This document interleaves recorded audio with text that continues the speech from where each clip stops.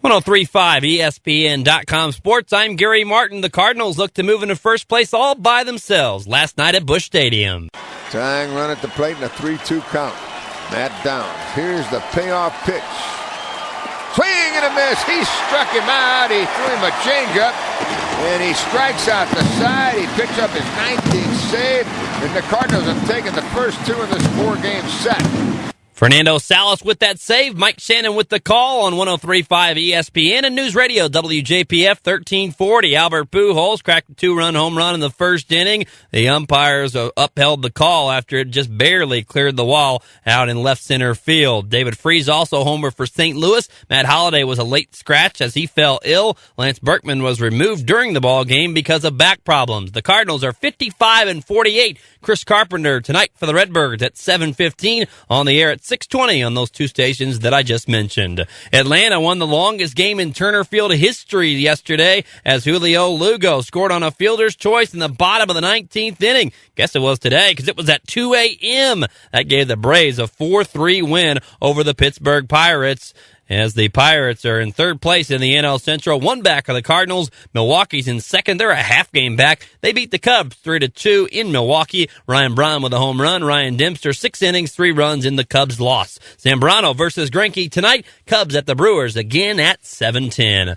The Chicago White Sox fell to the Detroit Tigers in Chicago, 5-4 the final. Sox are 4.5 back of the Tigers for first place. They're in third in the American League Central at 50-52. The Mariners have now lost 17 in a row, 4-1 to the New York Yankees. The Southern Illinois Miners and the Normal Corn Belters open up a series tonight at Rent One Park in Marion. It gets underway at 7:05. Tryouts for the Reds this morning, ages 16 to 22, can participate.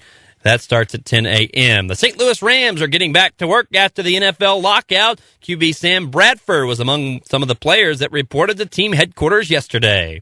It was good to get back in it. I think, this break's made me, realize how much I love this game and how much I missed it. And the fact that I was back here today, back in it, it felt great. Linebacker James Laurinaitis, defensive end James Hall, and cornerback Ron Bartell also showed up. The Rams will open training camp on Friday, and they've agreed to terms with free agent safety Quentin Michael. The 30-year-old Pro Bowler led the Eagles in tackles last season. Michael will likely be the replacement for O.J. Atagwe. Former SIU linebacker Stephen Franklin will join cornerback Corey Lindsey in Cincinnati, as Franklin reportedly will sign with the Bengals. Several prominent players learned yesterday that they will be released. The list includes the running back Marion Barber and receiver Roy Williams from the Cowboys, Willis McGahee, the RB from the Ravens, along with tight end Todd Heap and wide receiver Derek Mason, also from Baltimore.